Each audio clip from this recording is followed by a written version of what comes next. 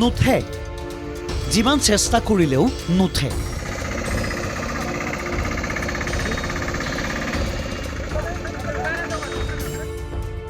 যেনেদৰে নুঠে ঘোঁৰা টোপনিত শুই থকা এটা বিভাগ একেদৰে কৰবাত আকৌ পথ পথাৰ একেই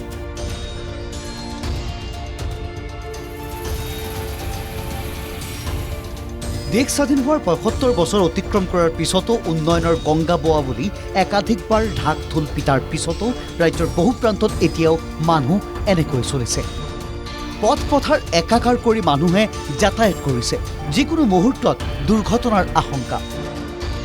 একোটা সদাব্যস্ত পথৰ কদৰ্যময় বিধ্বস্ত ৰূপে জ্বলা-কলা খুৱাইছে ৰাইজক আজিও উন্নয়নে ঢুকি পোৱা নাই জোনাইৰ বৃহত্তৰ ৰাজাখানা অঞ্চল যেন আদিম যুগতে বাস কৰিছে অঞ্চলবাসীয়ে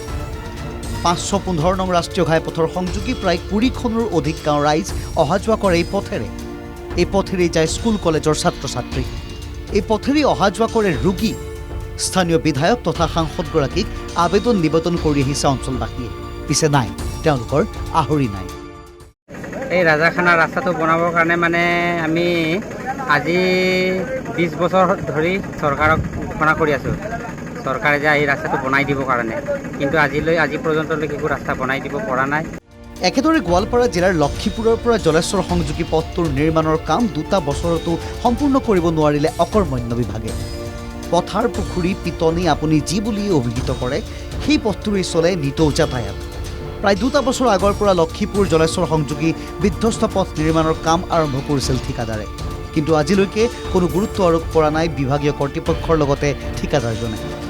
ইফালে অৱধাৰিতভাৱে কুম্ভকৰ্ণ নিদ্ৰাত গড়কাপ্তানি বিভাগ ২ বছৰমান হৈ গ'ল কামটো কৰি আছে ঠিকাদাৰে কামটো কৰি আছে ঠিকাদাৰৰ গাইডলাইনটি আপোনাৰ লক্ষীপুৰৰ টু জলেশ্বৰ এইটো আমাৰ মূল ৰাস্তা হয় এটা ৰোগী লৈ যাব নোৱাৰি ৰাস্তাটোত আৰু আপোনাৰ আগফালে যোনটো লক্ষীপুৰ পোৱাৰ আগতে ৰাস্তাত আপোনাৰ একাঠুৰ বেছি পানী হৈ থাকে সদায় বৰষুণ অলপ আহিলে বানপানীটো হৈ থাকে তাত ইফালে মৰণফান্দত পৰিণত হৈছে অসম মিজোৰাম সীমান্তত থকা কাছাৰৰ ভাগা চেৰখান পথ প্ৰকাণ্ড গাঁতৰ মাজেৰে জীৱনটো হাতত লৈ চলাচল কৰি আছে বিভিন্ন যান বাহনত আছে কণকণ ছাত্ৰ ছাত্ৰী অসুখীয়া বয়স্ক লোক প্ৰতিদিনেই পথছোৱাত সংঘটিত হৈছে দুৰ্ঘটনা কিন্তু নাই কাৰো কোনো খেয়াল নাই ৪-৫ মাস থেকে এরকম হয়েছে আমরা বৃষ্টি হওয়ার পর থেকে এরকম হয়েছে রাস্তাটা মানে বেজান গাড়ি অ্যাক্সিডেন্ট হওয়ার বা আমরা যাওয়া আবার বেশি অসুবিধা হওয়ার আজ ওই যখন না জল এখান থেকে এখন কমছে ওই জল ছাড়া অতটুকু পর্যন্ত জল ভরে যায় এই দৃশ্য আকৌ লখিমপুৰৰ কদমীয়ালৰ মূল পথছোৱা পকী কৰি দিম বুলি প্ৰতিশ্ৰুতি দিও পাহৰিলে জনপ্ৰতিনিধিয়ে নিৰ্বাচনৰ সময়তহে ৰাইজলৈ দৰত উপজে টেৰাৰে গাঁঠিৰ ধন ভাঙি ৰাইজে এবাৰ নিজেই নিৰ্মাণ কৰিছে নিজ গাঁৱৰ পথছোৱা আমাৰ মাননীয় মুখ্যমন্ত্ৰী ডাঙৰীয়াক অনুৰোধ কৰিছোঁ যাতে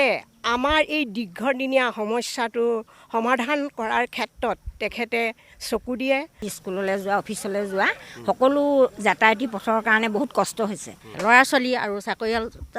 যোনে নহওক আৰু অহা যোৱা কৰাত কষ্ট হৈছে বিধায়ক মানৱ ডেকা তেখেতৰ বৰ্তমান যদিও সমষ্টি পুনৰ নিৰ্ধাৰণ হৈছে তেখেতৰ এই সময়ত আমাৰ কদমীয়ালৰ ৰাইজৰ ওপৰত তেখেতৰ দায়িত্ব আছে আপুনি ভবাৰ দৰে এটা বিভাগ আছে নাম গড়কাপ্তানি কিন্তু বিভাগটো নুঠে শুই থাকে স্বাধীনতাৰ ৭৫ বছৰে হয়তো শুয়েই আছে এই বিভাগটো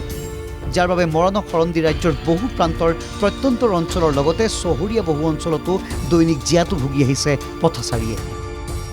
ব্যুৰ' ৰিপৰ্ট NKTV+।